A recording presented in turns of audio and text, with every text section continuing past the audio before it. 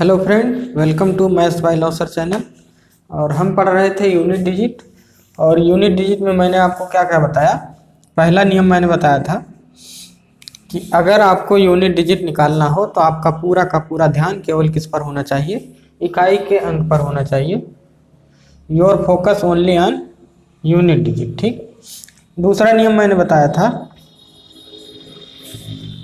कि अगर हमको किसी ऐसी संख्या का यूनिट डिजिट निकालना हो जिसकी पावर कुछ दे रखी हो तो आपको क्या करने को मैंने बताया था कि पावर के केस में पावर को 4 से भाग देते हैं। 4 से भाग देने पर जो शेषफल आता है वही उस संख्या की नई पावर बन जाती। ठीक। अगर हमको किसी ऐसी संख्या का इकाई का अंक बताना है जिसकी कोई पावर दे रखी हो तो क्या करते हैं, पावर को 4 से भाग देते हैं, जो शेषफल आता है वही उस संख्या की नई पावर बन जाती है। ठीक। इसमें एक एक्सेप्शन था, अपवाद था। अगर शेषफल 0 आता है तो पावर 0 ना चढ़ा करके हम क्या चढ़ाते हैं, संख्या की पावर 4 चढ़ाते हैं। ठीक। शेषफल 0 होने पर पावर क्या चढ़ाते हैं, 4 चढ़ाते हैं। ठीक। तीसरा नियम मैंने आपको बताया था कि अगर 0, 1, 5, 6 ये 4 ऐसे अंक हैं जिनकी पावर कुछ भी हो, इनका इकाई का अंक नहीं बदलता है। ठीक। 0, 1, 5, 6 4 ऐसे अंक होते हैं जिनके पावर कुछ भी हो, जिनकी पावर कुछ भी हो, इकाई का अंक नहीं बदलता है। ठीक।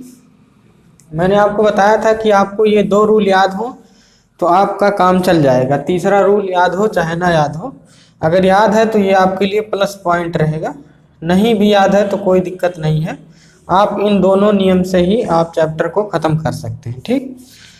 तो इन तीनों नियमों का इस्तेमाल करके मैंने आपको कुछ सवाल करवाए थे और आज मैं थोड़ा सा हाई लेवल के क्वेश्चन कराऊंगा। तो पहले मैं बता दूं मैंने कौन कौन सा टाइप आपको कराया था और इसी टाइप पर हाई लेवल के सवाल कैसे बन सकते हैं उनको भी आपको समझना पड़ेगा। तो मैंने आपको 2 टाइप के सवाल बताए थे। कल के वीडियो में मैंने आपको 2 टाइप का सवाल बताया था। पहला टाइप था कि कोई संख्या है मल्टीप्लाई करके लिखी हुई है,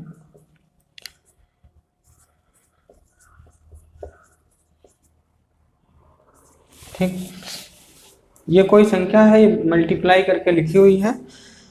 इसमें मैंने आपको बताया था कि जब भी संख्याएं मल्टीप्लाई करके लिखी हो तो आपका फोकस केवल किस पे होना चाहिए, इकाई के अंक पर होना चाहिए, बाकी नंबर से कोई मतलब नहीं होना चाहिए, बाकी नंबर से कोई मतलब नहीं होना चाहिए। ठीक। अब इन दोनों का मल्टीप्लाई करोगे क्योंकि बीच में मल्टीप्लाई लगा है, 9 दूनी 18, जैसे ही दहाई सैकड़ा मिले मिटा देते हैं।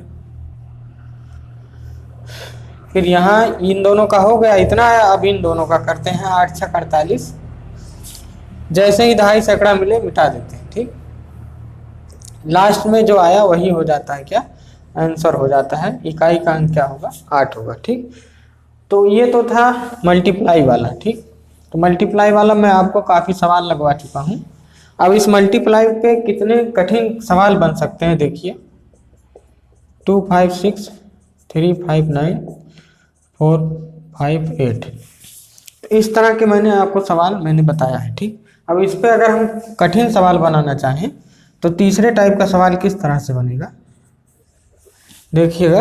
अगर मैं कहूँ 11 × 12 × 13 डैश डैश डैश 301, यहाँ पर टोटल 3 संख्या मल्टीप्लाई करके लिखी हुई।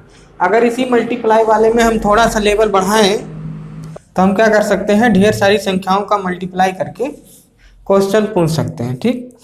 तो अब देखिए इसमें तो आपको आसानी थी कि इसको मिटा दिए, फिर इसको मिटा दिए, फिर इसको मिटा दिए, 3 संख्याएं हैं, इनको मल्टीप्लाई करके यूनिट डिजिट निकाल लिए। ठीक।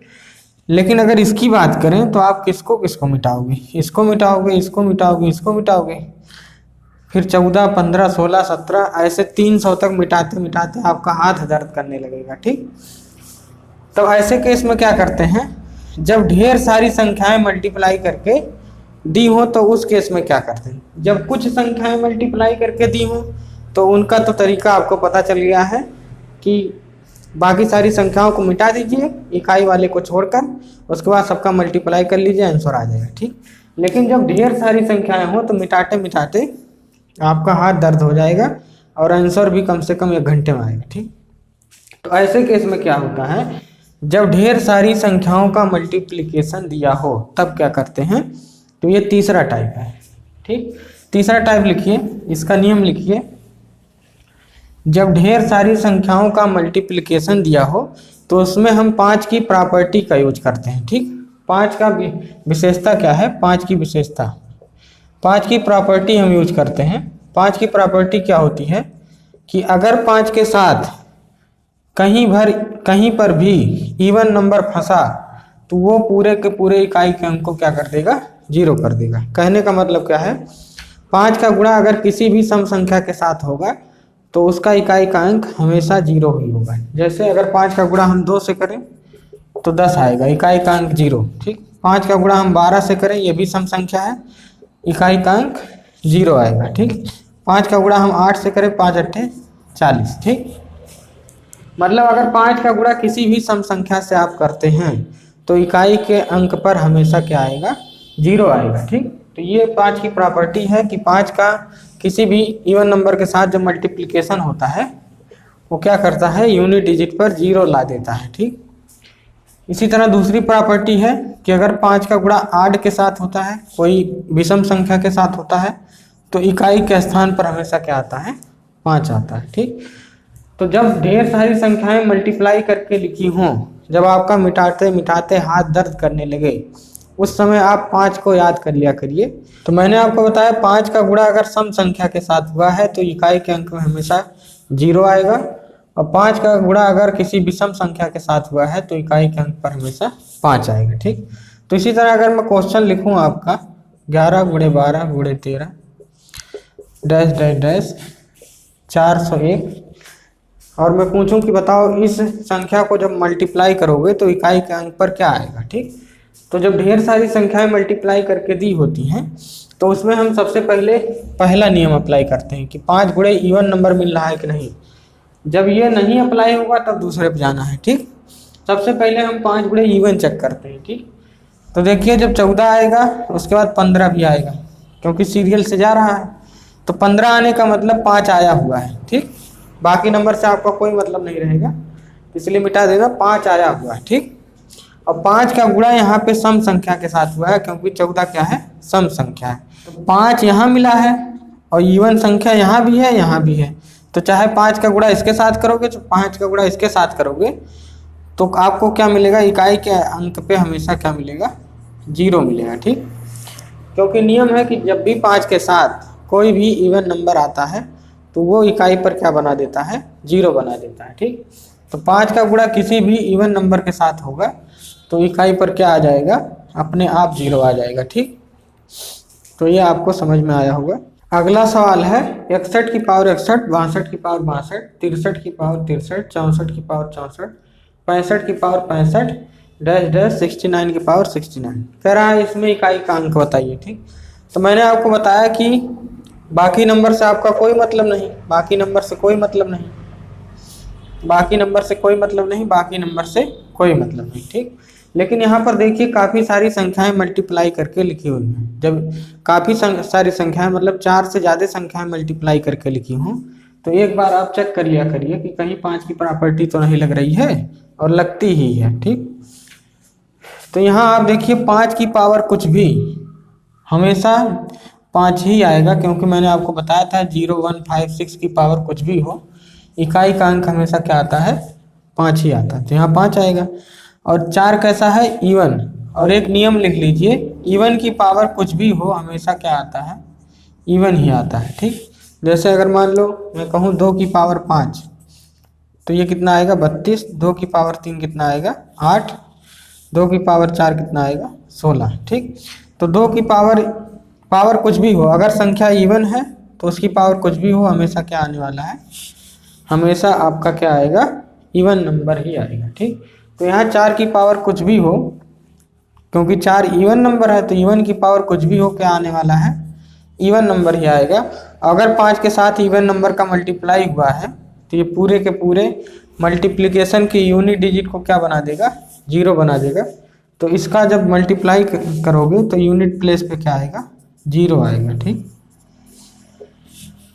तो ये बात आपको समझ में आई होगी कि 5 की प्रॉपर्टी हम कैसे लगाते हैं। जब ढेर सारी संख्याएं मल्टीप्लाई करके लिखी हों, 2-3 संख्याएं हैं तब तो हम चेक कर लेंगे, लेकिन ढेर सारी संख्याएं हैं तब हम 5 की प्रॉपर्टी लगाते हैं कि अगर कहीं 5 दिख जाए तो सबसे पहले आप सम ढूंढो, अगर सम ना मिले तब भी सम ढूंढते हैं। ठीक, अगर कहीं 5 दिख जाए तो 5 के साथ पहले सम ढूंढते हैं, अगर सम नहीं मिलता है तब हम विषम ढूंढते हैं, तब हम दूसरा नियम लगाते हैं कि 5 के साथ विषम का मतलब इकाई के अंक पे क्या आएगा, 5 आएगा। ठीक, लेकिन अगर बहुत बड़े मल्टीप्लाई में 5 के साथ इवन नंबर का हुआ है मल्टीप्लाई, तो इकाई के स्थान पर हमेशा क्या आना है, 0 आना है। ठीक, अगले सवाल पे बढ़ते हैं।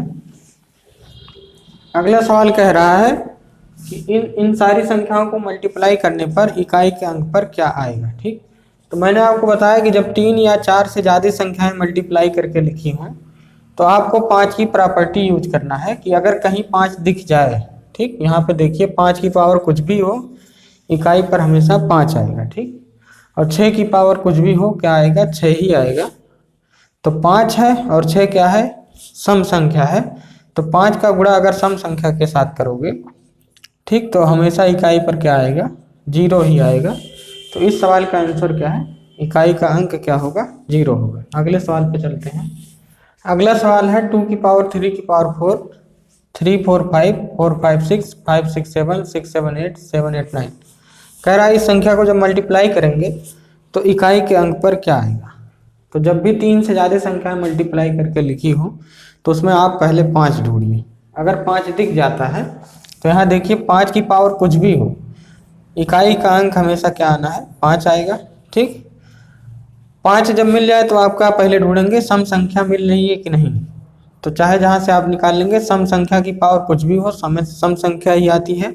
अगर ऐसे नहीं चेक कर पाते हैं तो आपको पता होगा कि 6 की पावर कुछ भी होता है, इकाई का अंक हमेशा 6 ही आता है, क्योंकि 0 1 5 6 4 ऐसे नंबर हैं जिनकी पावर कुछ भी हो, इकाई का अंक सेम रहता है। ठीक, तो 5 और 6 कैसा है, इवन नंबर है, तो 5 का गुणा जब इवन नंबर के साथ होगा, ऐसे ही देख लीजिए 5 36, अगर गुणा में कहीं भी 0 आ जाता है, ठीक, तो 0 का मतलब 10 और 10 का मतलब चाहे जिस संख्या में आप इससे गुणा करेंगे, चाहे 2 6 5 7 8 9 गुणे 10, तो हमेशा आपके इकाई के अंक पर क्या मिलने वाला है,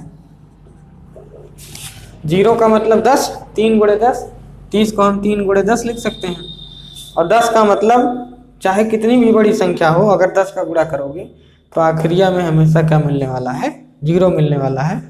तो यही है 5 की प्रॉपर्टी कि 5 के साथ अगर इवन नंबर मिलता है तो इवन मिलने का मतलब 10 मिलना, और 10 का नियम होता है कि 10 का गुणा चाहे जिसके साथ करोगे आखिरिया में जाके 0 ही लगना है। ठीक, तो इसीलिए 5 का गुणा अगर इवन नंबर के साथ होता है तो ये सब मल्टीप्लाई करके, ये इतना मल्टीप्लाई करके मान लो कुछ भी आए, ठीक, ये जो बाकी संख्याएं हैं इनका मल्टीप्लिकेशन चाहे 2 करोड़ आए, ठीक, लेकिन जब 10 से गुणा करोगे तो आखिरी अंदर 0 लग जाएगा।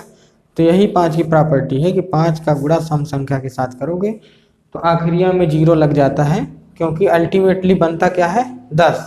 5 का गुणा अगर इवन नंबर के साथ हुआ है तो कुल मिला के 10 बनता है, और 10 का नियम है कि जिस भी अंक के साथ गुणा होता है आखिरी में 0 लगा देता है। ठीक, इसीलिए 5 का जब सम संख्या के साथ गुणा होता है तो इकाई के अंक पर क्या आता है, 0 आता है। ठीक, अगले सवाल पे चलते हैं। देखिए, तो कल के क्लास में मैंने आपको दूसरा टाइप जो पढ़ाया था वो मैंने पढ़ाया था कि जब किसी संख्या की पावर दे रखी हो, 2 6 9 की पावर 1 2 3, और इसमें आपसे पूछा जाए कि इकाई के अंक पर क्या आएगा, तो आप क्या करते थे, फोकस किस पे करते थे, इकाई के अंक पर, और पावर को 4 से भाग दे के शेषफल निकालते थे। ठीक, लेकिन अगर इसी सवाल को कठिन बनाया जाए थोड़ा सा, तो चौथा टाइप क्या बनेगा। 3 टाइप मैं अभी तक पढ़ा चुका। ठीक, पहले टाइप का कठिन सवाल मैंने लगवा दिया, अब जो कल मैंने दूसरा टाइप पढ़ाया था उस पर अगर कठिन सवाल बनाया जाए तो कैसे बन सकता है। यहाँ पर आपको क्या दे देगा, फैक्टोरियल। अब फैक्टोरियल किसको कहते हैं, बहुत लोगों ने पहली बार सुना होगा कि फैक्टोरियल क्या होता है। इसको हिंदी में कहते हैं क्रम गुणित। ठीक, तो जब भी पावर में अगर कठिन सवाल बनाएगा तो आपको संख्या की जगह क्या दे देगा, पावर में फैक्टोरियल लगा देगा अलग से। ठीक, तब ये कठिन थोड़ा सा हो जाएगा। उसके लिए आपको फैक्टोरियल क्या होता है पहले ये सीखना पड़ेगा, उसके बाद तब इस सवाल पर हम आते हैं। ठीक, तो सबसे पहले आप हेडिंग डालिए फैक्टोरियल क्या होता है। तो देखिए फैक्टोरियल को डिनोट करने के लिए दो तरह के चिन्ह इस्तेमाल किए जाते हैं, एक तो इस तरह का और एक इस तरह का। ठीक, अगर हमको फैक्टोरियल 2 लिखना हो तो हम ऐसे लिखते हैं या हम ऐसे भी लिख सकते हैं। ठीक, तो फैक्टोरियल को प्रदर्शित करने के 2 चिन्ह होते हैं, या तो इस तरह का या तो इस तरह का। ठीक, अगर हमको फैक्टोरियल 15 लिखना है तो ऐसे भी लिख सकते हैं या ऐसे भी लिख सकते हैं। ठीक, अब इसका मतलब क्या होता है फैक्टोरियल का, तो देखिए फैक्टोरियल की हिंदी होती है क्रम गुणित, और क्रम गुणित का मतलब क्रम से गुणा, क्रम से मतलब एक भी नंबर छूटने ना पाए। ठीक, जैसे अगर हमको मैं आपसे कहूँ कि फैक्टोरियल 8 का मान क्या होगा, ठीक, तो फैक्टोरियल 8 को मैं ऐसे भी लिख सकता हूँ। अब फैक्टोरियल का मतलब क्या होता है, गुणा करते करते आपको 1 तक पहुँचना है। ठीक, लेकिन स्टार्टिंग कहाँ से करनी है ये कौन बताता है, फैक्टोरियल के अंदर वाला नंबर। ठीक, आपको 1 तक पहुंचना है, आपका मंजिल पता है कि आपको 1 तक पहुंचना है, लेकिन स्टार्टिंग कहाँ से करनी है यह कौन बताएगा आपको, फैक्टोरियल के अंदर वाला नंबर। तो 8 से स्टार्टिंग करनी है, आपको 1 तक पहुंचना है, और कैसे पहुंचना है, क्रम गुणित माने क्रम से गुणा करके। तो 8 के बाद क्या आएगा, क्रम वाइज 7 आएगा, क्योंकि हमको 1 तक जाना है। तो 1 तक जाना है मतलब घटते घटते जाना पड़ेगा, 8 से घटते घटते 1 तक। तो 8 के बाद 7, 7 के बाद 6, 6 के बाद 5, 5 के बाद 4, 4 के बाद 3 के बाद 2 और 1 तक पहुंच गए। ठीक, तो फैक्टोरियल का मतलब ये होता है कि घटते घटते 1 तक जाएंगे। ठीक, कहाँ से घटते घटते जाएंगे, जितना भी नंबर यहाँ पर लिखा होगा वहीं से घटते घटते कहाँ तक जाना है, 1 तक जाना है। जैसे अगर मैं कहूँ कि आप बताओ फैक्टोरियल 3 का मान क्या होगा, तो इसका मतलब क्या है, 3 से घटते घटते आपको कहाँ तक जाना है, 1 तक जाना है। ठीक, तो 3 दूनी 6, 1 3 दूनी 6, 1 क्या 6, तो फैक्टोरियल 3 का मान क्या होगा, 6 होगा। अगर मैं कहूँ कि फैक्टोरियल 4 का मान बताओ, तो 4 से घटते घटते कहाँ तक जाना है, आपको हमेशा 1 तक ही जाना है। आपकी मंजिल जो है पहले से डिसाइड होती है इसमें फैक्टोरियल में कि पहुँचना आपको 1 पर ही है। ठीक, लेकिन स्टार्टिंग कहाँ से होगी ये फैक्टोरियल के अंदर वाला नंबर बताता है। 4 से घटते घटते 1 तक जाओगे तो 4 या 12 दूनी 24, 1 क्या 24। फैक्टोरियल अगर मैं कहूँ 1 का मान बताओ तो 1 होता है। फैक्टोरियल 2 का मान कहूँ तो 2 से घटते घटते 1 तक। 3 का मान कहूँ इतना, 4 का इतना, 5 का इतना। ठीक, तो अगर मैं आपसे कहूँ कि बताओ फैक्टोरियल 4 तक कहीं 5 आया हुआ है, तो आप कहेंगे फैक्टोरियल 4 तक तो कहीं 5 नहीं है। 5 का मिलना स्टार्ट कहाँ से होता है, फैक्टोरियल 5 से होता है। ठीक, 5 के बाद जितने भी फैक्टोरियल आएंगे, जैसे फैक्टोरियल 6 अगर आएगा तो 6 से घटते घटते जब जाओगे तो अपने आप 5 मिलेगा। इसी तरह फैक्टोरियल 7 में जब 7 से घटते घटते जाओगे तो अपने आप 5 मिलेगा। ठीक, 8 में जब 8 से घटते घटते जाओगे तो अपने आप 5 मिलेगा। ठीक, तो इसका मतलब क्या है, 5 का मिलना तो फैक्टोरियल 5 से स्टार्ट होता है, और फैक्टोरियल 5 के बाद जितने भी नंबर आते हैं सब में 5 आता है।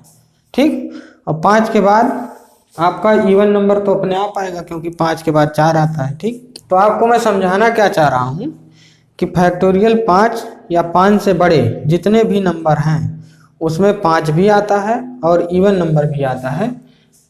तो अगर 5 और इवन नंबर आया है तो फैक्टोरियल 5 से बड़े जितने भी नंबर होंगे, फैक्टोरियल 5 से बड़े जितने भी नंबर होंगे सबके इकाई के अंक पर क्या आएगा, 0 आएगा, क्योंकि 5 गुणे इवन क्या होता है, यूनिट डिजिट क्या कर देता है, ये 0 कर देता है। 5 का गुणा अगर सम संख्या के साथ हुआ है तो क्या कर देता है, इकाई के अंक को 0 कर देता है। ठीक, तो कुल मिला के कहना ये है कि 5 या 5 से बड़े जितने भी फैक्टोरियल होते हैं सबके इकाई पर क्या आएगा, 0 आएगा। ठीक, तो अगर मैं आपसे क्वेश्चन पूछूं कि factorial 1 plus factorial 2 plus factorial 3 plus factorial 4 plus factorial 5 dash dash dash factorial 100, ठीक,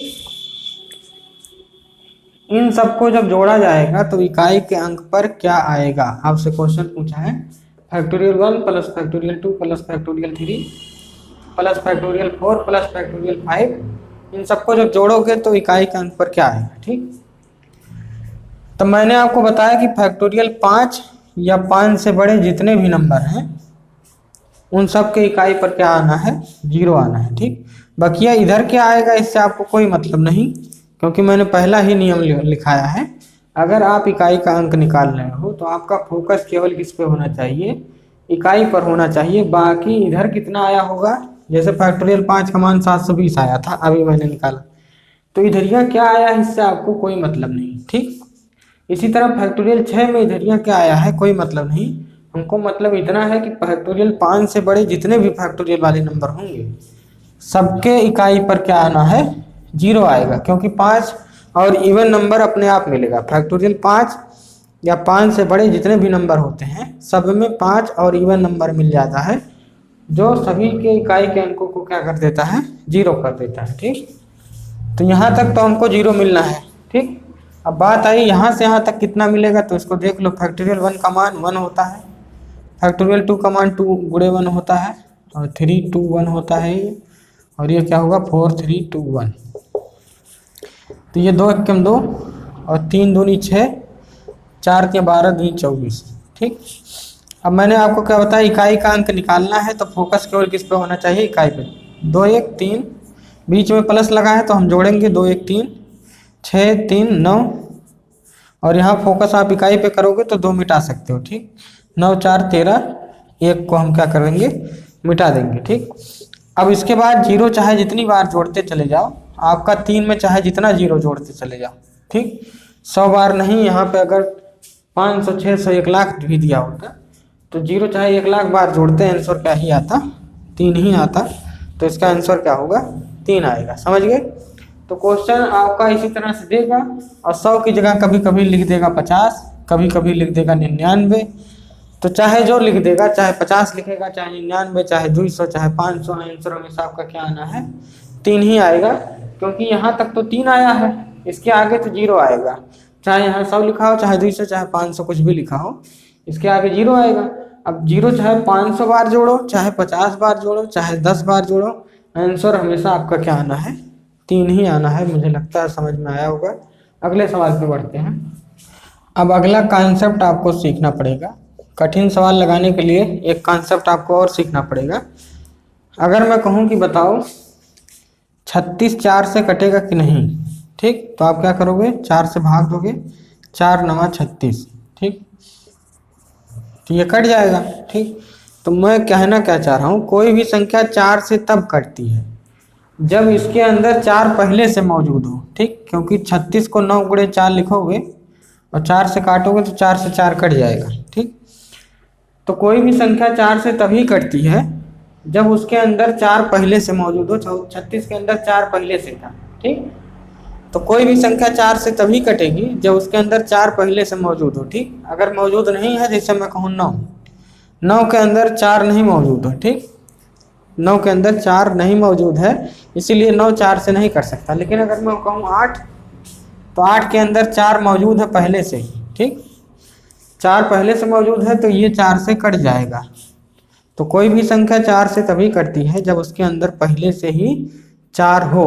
ठीक, तो इसी तरह अगर मैं आपको कहूँ कि क्या फैक्टोरियल 3 का मतलब 3 गुणे 2 गुणे 1, क्या फैक्टोरियल 3 4 से कट पाएगा? तो आप कहेंगे इसके अंदर 4 नहीं है, इसलिए फैक्टोरियल 3 4 से नहीं कटेगा। अगर मैं कहूँ फैक्टोरियल 4 बताओ 4 से कटेगा कि नहीं, तो आप क्या कहेंगे, फैक्टोरियल 4 कितना होता है, 4 गुणे 3 गुणे 2 गुणे 1। फैक्टोरियल 4 4 से कटेगा कि नहीं, तो आप कहेंगे कट जाएगा, क्योंकि इसके अंदर 4 है। अगर मैं कहूँ फैक्टोरियल 5 कटेगा कि नहीं कटेगा, तो फैक्टोरियल 5 का मान होता है 5 गुणे 4 गुणे 3 गुणे 2 गुणे 1। ये 4 से कटेगा कि नहीं, तो आप कहेंगे कट जाएगा, क्योंकि इसके अंदर पहले से 4 है। अगर मैं कहूँ बताओ फैक्टोरियल 6 कटेगा कि नहीं, तो 6 गुणे 5 गुणे 4 गुणे 3 गुणे 2 गुणे 1, ये भी 4 से कट जाएगा, क्योंकि इसके अंदर भी 4 पहले से है। तो आप देख रहे हैं फैक्टोरियल 4 के बाद जितने भी नंबर आ रहे हैं सबके अंदर अपने आप 4 होगा, क्योंकि घटते घटते जब जाओगे तो आखिरिया में 4 मिलेगा ही मिलेगा। तो फैक्टोरियल 4 या 4 से बड़े जितने भी नंबर होते हैं सब 4 से कट जाते हैं, क्योंकि उसके अंदर 4 होता है। तो यही नियम आप लिख लीजिए भाई कि फैक्टोरियल 4 या 4 से बड़ा जितने भी फैक्टोरियल वाले नंबर होते हैं सब के सब 4 से कट जाते हैं। अगर 4 से कट जाएंगे तो शेषफल कितना मिलेगा? 0 मिलेगा। ठीक, तो नियम आपको क्या लिखना है? फैक्टोरियल 4 या 4 से बड़ा जितने भी फैक्टोरियल वाले नंबर होते हैं वो सब 4 से कट जाते हैं। ठीक, अगर 4 से कट जाते हैं तो शेषफल क्या मिलेगा? 0 मिलेगा। ठीक, अब देखिए क्वेश्चन इस पर कैसे बनता है। क्वेश्चन कहेगा बताओ 2 की पावर फैक्टोरियल 11, 2 की पावर फैक्टोरियल 11 क्या होगा? तो मैंने आपको बताया कि अगर क्वेश्चन इस तरह से दिया होता 2 6 5 3 5 7 की पावर 1 2 3 4 5, अगर क्वेश्चन इस तरह से दिया होता तो आप क्या करते? इसको मिटाते और इसको 4 से भाग दे के शेषफल निकालते, क्योंकि पावर का क्या नियम है? पावर को 4 से भाग दे के शेषफल निकालते हैं। ठीक, जब इसी में थोड़ा सा टफ क्वेश्चन बनाएगा तो पावर को किस रूप में दे देता है? फैक्टोरियल के रूप में। और अभी मैंने आपको बताया कि पावर का नियम है 4 से भाग देना, और फैक्टोरियल 4 या 4 से बड़े जितने भी नंबर हैं सब के सब 4 से कटेंगे। और आपको नियम क्या मैंने बताया है कि पावर को 4 से भाग दे करके शेषफल निकालना है, और शेषफल जो भी आएगा वही इस नंबर की नई पावर बन जाएगी। तो पावर को जब 4 से भाग दोगे तो फैक्टोरियल 11 क्या है? 4 से बड़ा है। अगर 4 से बड़ा है तो ये 4 से पक्का कटेगा, और कटेगा मतलब क्या होगा? शेषफल 0 आएगा। तो जो भी शेषफल आएगा वही क्या होता है?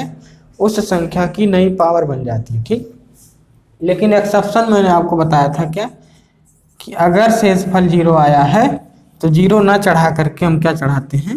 4 चढ़ाते हैं। ठीक, तो 2 की पावर 4 का मतलब 2 का गुणा 4 बार, 2 दूनी 4, 4 दूनी 8, 8 दूनी 16, मतलब इकाई का अंक क्या आएगा? 6 आएगा। तो समझ में आया होगा कि फैक्टोरियल में क्या होता है? 4 से बड़े जितने भी नंबर हैं आपको इसको तोड़ना नहीं है कि 11 का मतलब 11 गुणे 10 गुणे 9 गुणे 8 गुणे 7 गुणे 6 गुणे 5 गुणे 2 गुणे 1, इस तरह आपको नहीं तोड़ना है। आप क्या करेंगे? ये वाला नियम लगाएंगे। अगर ये 4 से बड़ा है, 4 के बराबर भी है या 4 से बड़ा है, तो आपको क्या करना है? सीधे शेषफल 0 लिखना है, और शेषफल 0 अगर आता है तो 0 मिटा के 4 लिख दिया करो, क्योंकि ये अपवाद है कि अगर शेषफल 0 आता है तो हम पावर को 0 ना लिख करके 4 लिखते हैं। ठीक, अब हम अगला क्वेश्चन करते हैं। अगला क्वेश्चन कह रहा है कि 8 2 3 की पावर फैक्टोरियल 1 2 3 मल्टीप्लाई 2 3 7 की पावर फैक्टोरियल 2 3 4, इसको जब मल्टीप्लाई किया जाएगा तो इकाई के अंक पर क्या आएगा? ठीक, मैंने बताया कि संख्या में आपको फोकस केवल इकाई पर करना है, संख्या में आपको फोकस केवल इकाई पर करना है। अब पावर के लिए आपको क्या करना है? पावर को 4 से भाग देके शेषफल निकालना है। अगर ये फैक्टोरियल वाला नंबर 4 या 4 से बड़ा है तो हमेशा शेषफल क्या आना है? 0 आना है, क्योंकि वो सब 4 से कट जाते हैं जो भी फैक्टोरियल 4 से बड़े होते हैं। तो ये 4 से पक्का कटेगा।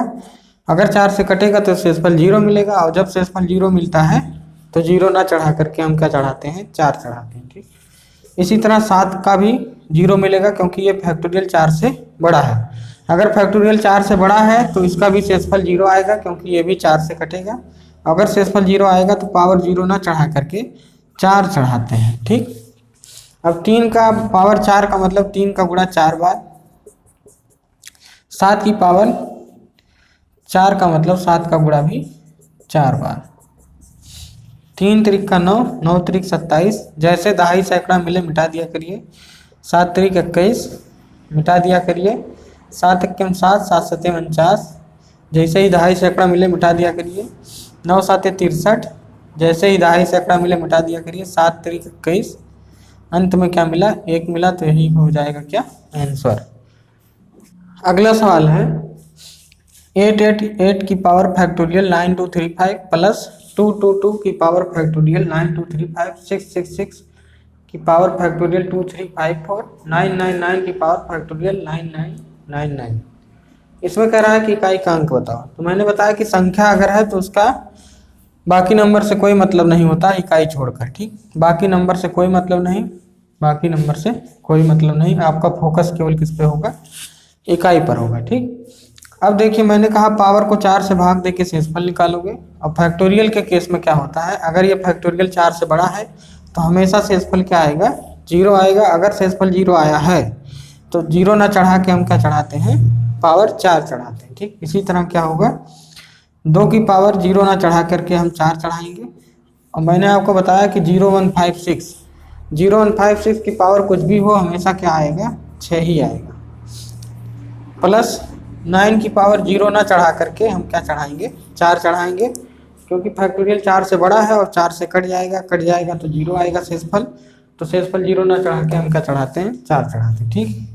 अब 8 की पावर 4 का मतलब 8 गुणे 8 गुणे 8 गुणे 8, प्लस 2 की पावर 4 का मतलब 2 गुणे 2 गुणे 2 गुणे 2, प्लस 6, प्लस 9 की पावर 4 का मतलब 9 गुणे 9 गुणे 9 गुणे 9। अब 8 अठाए 64, बाकी नंबर से कोई मतलब नहीं, जैसे ही दहाई सैकड़ा मिले मिटा दिया करिए। 8 चौक 32, बाकी नंबर से कोई मतलब नहीं, 8 दूनी 16, ठीक। तो यहाँ कुल मिलाकर कितना मिला, 6 मिला।